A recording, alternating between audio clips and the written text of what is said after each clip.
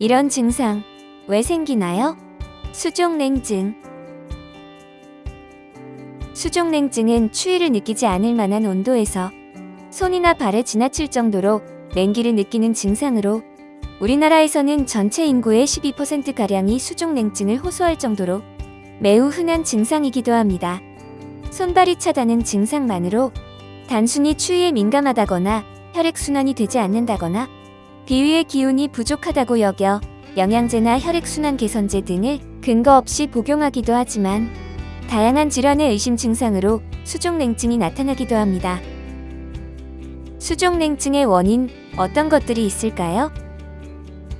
손발이 유독 차갑고 저려요. 말초동맥 질환이나 정맥류 등의 혈관 질환으로 인해 수족냉증과 손발 저림이 일어날 수 있습니다. 말초동맥 질환이란 팔과 다리에 혈액을 공급하는 말초동맥의 안쪽에 콜레스테롤이 달라붙거나 염증이 생겨 동맥이 좁아지거나 막히는 현상을 말합니다.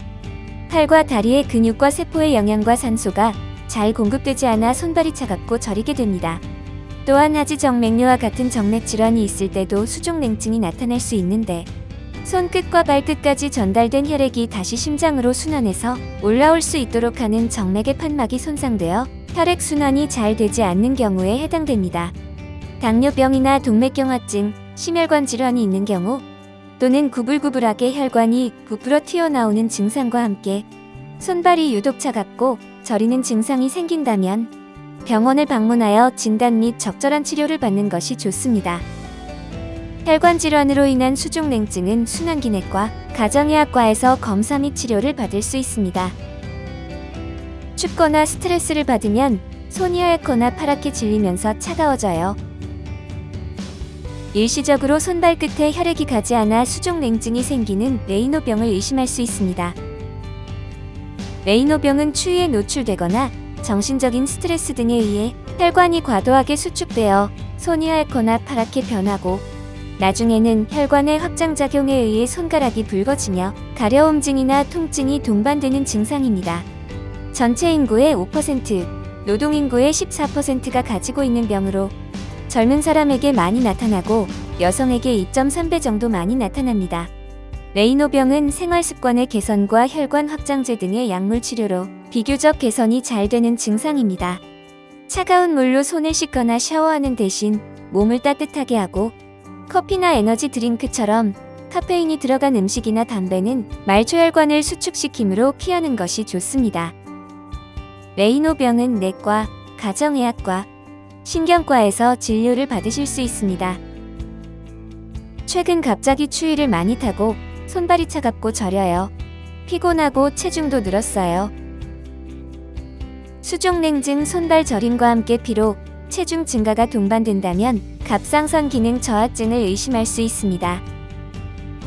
갑상선은 목의 앞쪽 가운데 돌출부의 바로 아래에 있는 나비 모양의 조직으로 활동에 필요한 에너지를 만드는 갑상선 호르몬을 분비합니다. 갑상선 기능 저하증은 체내의 갑상선 호르몬이 잘 형성되지 않아 호르몬 농도가 떨어지거나 결핍된 상태로 우리 몸에 필요한 에너지를 잘 만들어내지 못하기 때문에 체온을 유지하기 어려워 추위를 많이 타고 손발이 차가워지고 저린 증상이 나타나게 됩니다. 그 외에도 섭취한 열량을 에너지로 활용하지 못해서 체중이 늘고 몸이 붓고 피곤해지게 되며 변비, 우울증, 목소리의 변화, 피부가 건조하고 푸석해지는 등의 증상이 함께 나타납니다.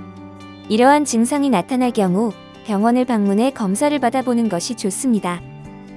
갑상선 기능 저하증으로 인한 수족냉증은 내분비내과, 가정의학과를 방문하여 진료를 받을 수 있습니다.